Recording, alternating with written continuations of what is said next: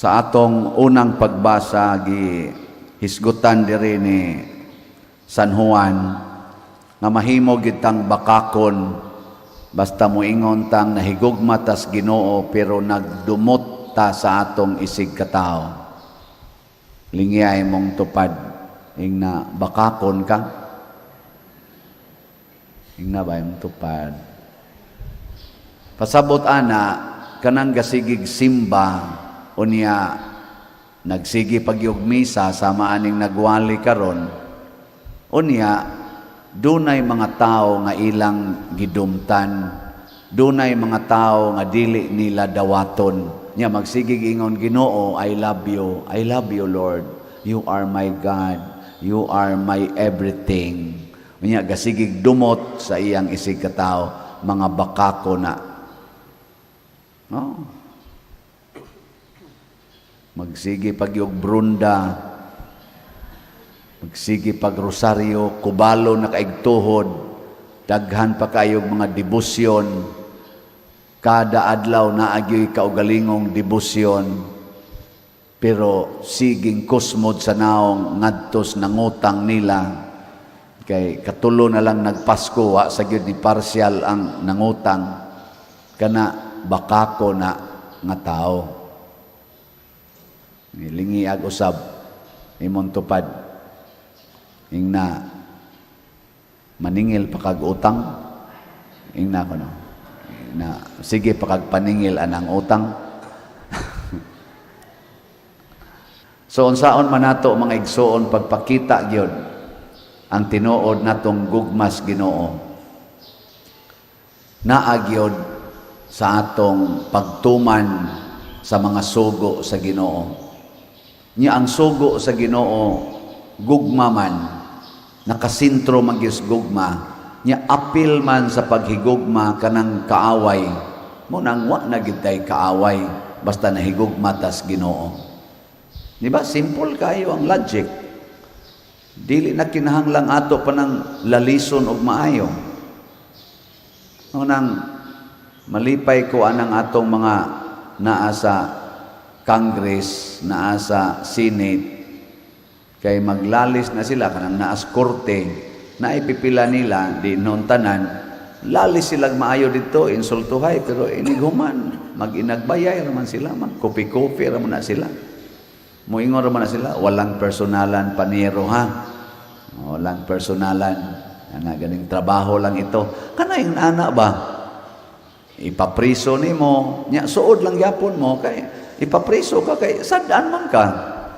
Ana, napamatud-an man kang sadaan, imo man yung gikurakot ang flood control o kaha ang mga budget sa atong medical or sa military or sa education or sa kanang farm to market o kaha usahay pa gani kurakoton pa ang budget para sa mga kaning mga naigo bitaw sa mga kalamidad. Kadaghan nato mga issues una, panahos Yolanda, ambot panahos Odit baka, panahos mga linog, na idaghang mga gipanghatag, nasa iakyos nga, gikurako, tanguban, gipili-pili lang ilang suod. Ano? Wadi mo kadungog ang mga isyu ha? Unya, og mapriso ka tungod ana, di. Kanang mga confidential fund, ug mapriso ka, napamatud-an, pero dili ta mag-away. Ug maigo ta sustisya, di lang ta mag-away. Naay mga asawa, maingon kani akong bana pa din, musuyop, niya giunay pag-rape akong anak, ako ning ipapriso nako. Sure, ipapriso gyud, pero out of love. Out of love. Aron di ka maimperno. Biyon sa man papapriso sa imong bana nga nang rape sa imong kaugalingong anak, unya out of love. Unsaon man? Hibaw mo. Wa sa mo hibaw. Nya gusto mong tudloan. Ingna nga to imong bana, dong I love you mo nang gadaha kog pulis. Nabuang ka day nganong love you nya gadaha man ka ning pulis. Tungod kay di ko gustong mapun-an pa nimo ang imong sa kay nahigugma ko nimo. Mo nang akong gida ang pulis aron mutabang siya nga dili na mapun-an ang imong sala dinhis atong balay kay basig baliko na sa tunimog kamang atong anak mo nang di ay pulis aron adto na ka maghigda sa prisuhan. Yamingon sa na imong bana, salamat dayha sa imong tabang, hindi kagawas nako, patyon tamong tanan.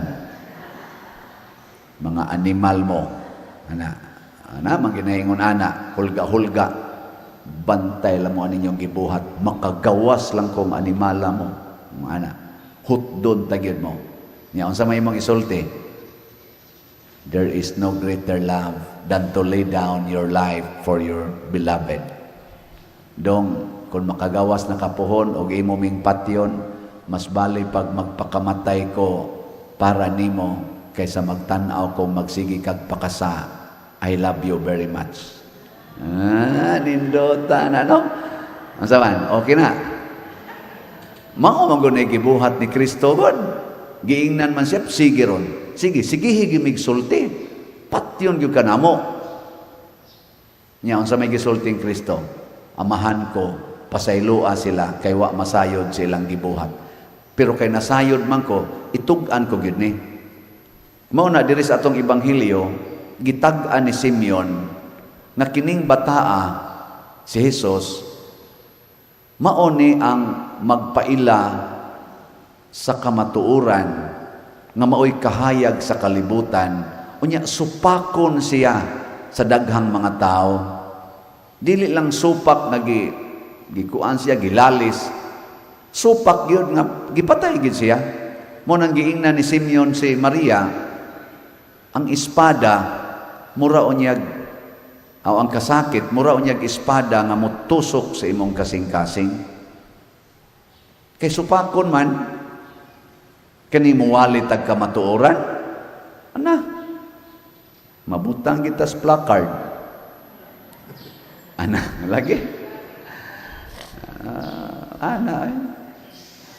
Ay, pipila nga mo takes na ko. Pader nga nung magsigim kag hisgot og politika nga na may separasyon ang simbahan o ang gobyerno. Ako sang gitubag, nga nung man lagi magtukod mig simbahan, mangayo man lagi mig building permits gobyerno. Nga nung man lagi mamutol mig kahoy diri sa simbahan, dakpon man lagi mis DNR. Nga separasyon man kani. Di ba? Ingnon man may waman mo permit nga mamutol ka, mangural mi diri sa among yuta, mangayo man lagi tag fencing permit. Separasyon man ka. Wa tay but-anay. Oy di na maoy. Ang tinuod sa usa lang ka aspeto ba? Mosait lang kong example nga di gyud pwedeng magsagol ang simbahan o ang gobyerno o para nako mao ni tingali ang gipasabot nga sa pag manage sa affairs sa gobyerno sama ng pagpangulikta og mga taxes sa mga tao, ang mga balaod nga ilang himuon paghimo anang mga taxes unya og makulikta na ang paggamit ni ana og unsay gamitan asa na ipahigayon ang pagmanage sa atong funding gikan sa mga taxes exclusive na sa mga government officials. Wa gid milabot ana.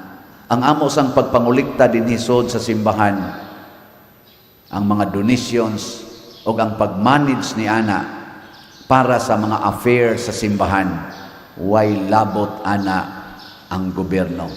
Administrative and governing functions ang simbahan o ang gobyerno dili pwedeng magsagol. Di ba? Pero sa moral dimensions, mag-abot diha ang simbahan o ang gobyerno. Pasabot, kung doon na mga binuang ang paggamit sa taxes sa gobyerno, muhisgot na ana ang simbahan kay moral aspect naman na. Kung ang pari mang-rape na sa sa youth or sa sakristan, mangilabot na ana ang gobyerno. Munang nangapriso ang mga pari. Gipangkiha ang mga pari. Kay naa naman na siya sa moral dimension. Mag-abot maning justice, ang legal o ang moral, mag-abot diha sa aksyon. Muna mag-abot kita. Kay maura man ang tawhana ang atong giatiman. Kamo, maurasan mo ang magbubuhis. Ako, magbubuhis ako. Ang akong kulikta, akong stipend, way buhis. Pero ang akong gigamit tanan, pulos ko nagbayad og buhis. O di, muhisgot sa ta, mutudlo sa ta. And truth is all encompassing. Mausakto ba ng pagkaworda? Ang kamatuoran, mulatas na siya sa gobyerno o sa simbahan. There is only one truth in life. Truth is always truth. Kung nangalusno ng flood control kay substandard o kaha ghost projects, di ta mo hisgot ana nga maapil man ta dinhi sumagod karon o pila man nato ka mga parishioners ang nangamatay tungod sa baha.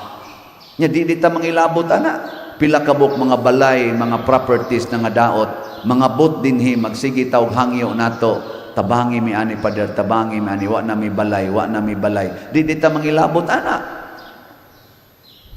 Kuha naman na, moral dimension naman na, moral responsibility. Both the government and the church should do something. Munas Mother Teresa, paggubat, niadto siya war zone, ingon siya sa obispo, adtuon ako ng gagubat kay naidaghan diyang mga bata o mga tiguwa nga di nakalakaw o masakiton, akong i-rescue. Ingon sang obispo, nabuang ka diha, maigo kas bala. Ingon siya, magdakog bandirang puti. O pag-announce yun nga si Mother Teresa, muadto dito kay manguha siya ato mga tiguang o mga masakiton o mga bata, nag-ceasefire ang bawat kuan sa ceasefire sa tag 24 hours. Mantingal ito. Kay musod si Mother Teresa, paggawas Mother Teresa, gubat na sad sila. Ana. Sa ito pagrespetuhan. Nga naman, kay dunay moral responsibility ang simbahan pagluwas sa katawhan, physically and spiritually. Mausa na ang gobyerno. Ay sa ninyo ibaliwa ang among spiritual aspect. Kay magsigi lang niya mo dihag pamakak, magsigi na lamog tabon-tabon anang kamatuoran. Unsa may mahitabo sa mga taong lagot na kaayo nga mao ra man sanay manimba. Kung ikaw naigo ka sa injustisya sa atong mga pangagamhanan, mamayor man, kapitan man, gobernador man, nya magsigi kag simba din ni kusmod kay kag naong. Unsa may batio namo diri nganong gakusmod ka nya sa una unta smiling man ka. Nya di na ka muhog kolekta. Ni wala gamay. Gamay na kita kolekta to ning susihon nganong ni gamay man ni. Uy na naglagot naman di ay ni. Perti naman di ay mga laguta. Nya punan pas pare nga. Di sa gyud mo hatag bisag 5 kilo nga bugas. Sige hinugsikan koleksyon ana samot. Kusmo na yung gignaw. Niya magsiging ingon nga naatay project. Niya nangalata na lang ang tarpulin. Wa yun mo barog ang project. Daghan na kayong gikolekta. Na mo samot. Mo ingon na sa itong nisimba. Parihala mo.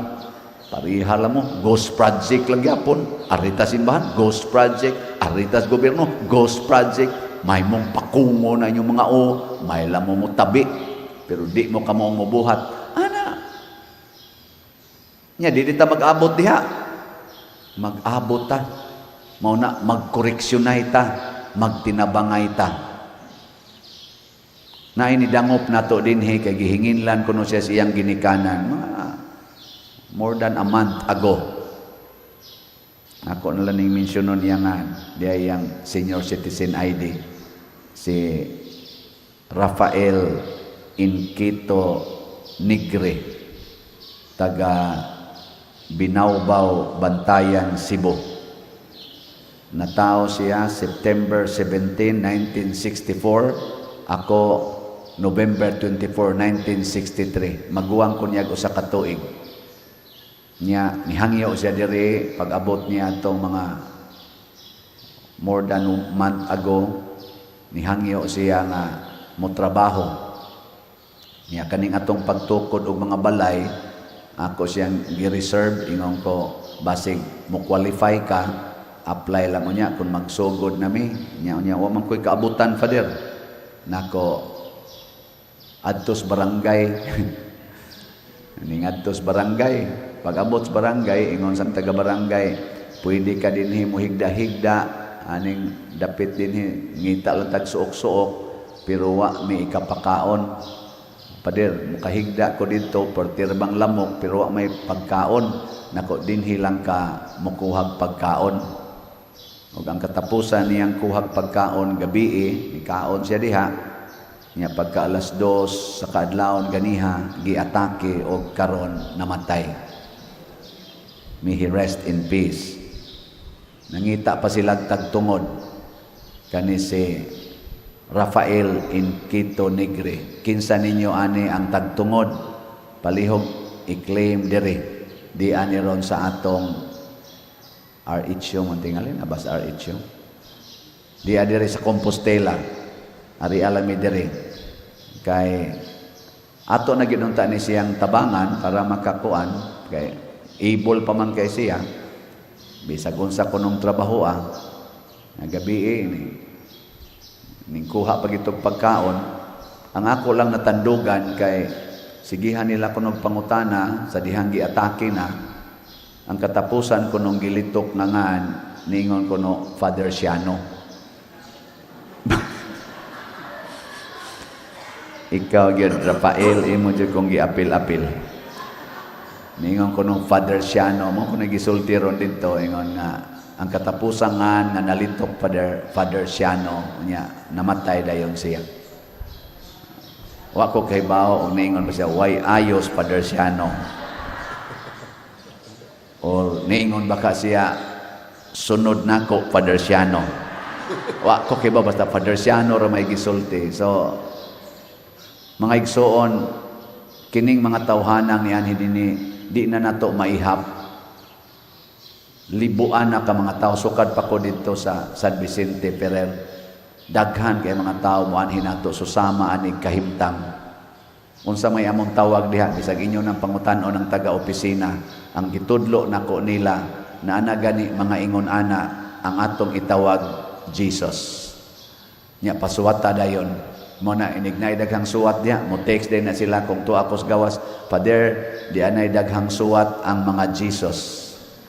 Nigtanaw nako wa gi ayo ni mga Jesus. Mo pay minus kay tagkolekta pero di magita gusto nga mulakaw nga dili makada. Ato magyung tagaan. Mo nang mag-average ta dinhi og charitable expenditures og mga 1.5 million kada buwan. Mo na makatabang-tabang nig jutay ang akong YouTube channel kaning Padre Siano Ubod kay matagaan man sa tag na income makatabang-tabang yun.